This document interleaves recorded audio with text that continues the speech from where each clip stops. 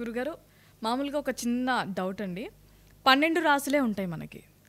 మనం కొన్ని కోట్లల్లో ఉంటాం జనాలు. అందరికీ 12 రాసులే వర్తిస్తాయని అంటారు. అందరికీ సేమ్గా జరుగుతాయని అంటారా? ఇక్కడ మనం ఒక అంశాన్ని తీసుకోవాలి. ఒక గ్రహం 360 డిగ్రీస్లో ఉంటుంది. దాని 2 విభాజకాలు 180, 180 డిగ్రీస్. ఫస్ట్ 180 డిగ్రీస్ నీ పాస్ట్ జరిగిపోయిన జన్మలు, జరిగిపోయిన గతం. నువ్వు పుట్టక ముందు 180, నీవు పుట్టాక 180. దీన్ని 2 విభాజకాలు 90 తీసుకోవాలి. ప్రజెంట్, ఫాస్ట్, ఫ్యూచర్ కింద మార్చుకోవాలి. ఇక్కడ ప్రకృతికి సంబంధమైనటువంటి అంశాలు తీసుకోవాలి. పంచాంగకర్తలు కానీ, జ్యోతిష్య పండితులు కానీ చెప్పేటువంటి రాశి ఫలాల్లో కేవలం 10% మాత్రమే అవకాశం ఉంటుంది. ఓకే. ఫర్ సపోజ్ మీరు నా దగ్గరికి వచ్చారు, గురుగారు నాకు ఈ సంవత్సరం నాకు ఎలా ఉంటుందని.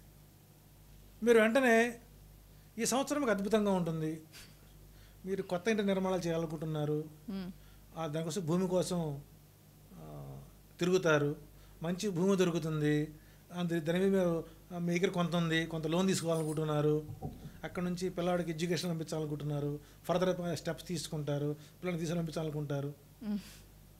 ఇట్లా ఒక కుటుంబంలో జరిగేటువంటి కామన్ అంశాలని నేను దాన్ని ఎలాబొరేట్ చేసి నేను మీ ముందు ప్రజెంట్ చేస్తే ఎస్ మనం అనుకున్నది ఇదే అనుకుంటామా?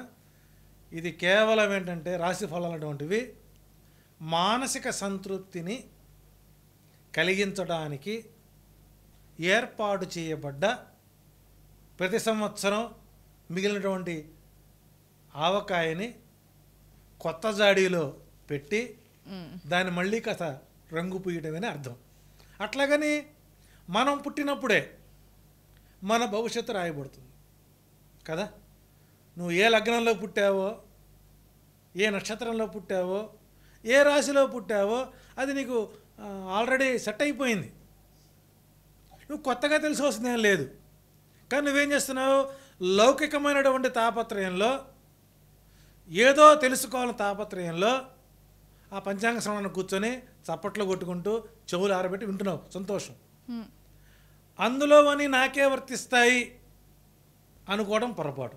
కానీ మీరు తెలియంది ఏంటంటే ఆ రాశి ఫలాలు రాసేటప్పుడు ఇందులో కనుక చంద్రుడు మీ జాతకంలో బలహీనంగా ఉంటే, చంద్రుడు బలంగా ఉంటే, కుజుడు నీచంలో ఉంటే, బుధుడు అనుకూలంగా ఉంటే అంటారు. అవి మన వాళ్ళు చెప్పరు. అంటే నీ జీవితంలో ఉంటే బేసిక్ నీ యొక్క రాశి లగ్న జాతకం ఏదైతే ఉందో దాని ప్రభావమే నీకు జీవితాంతం ఉంటుంది.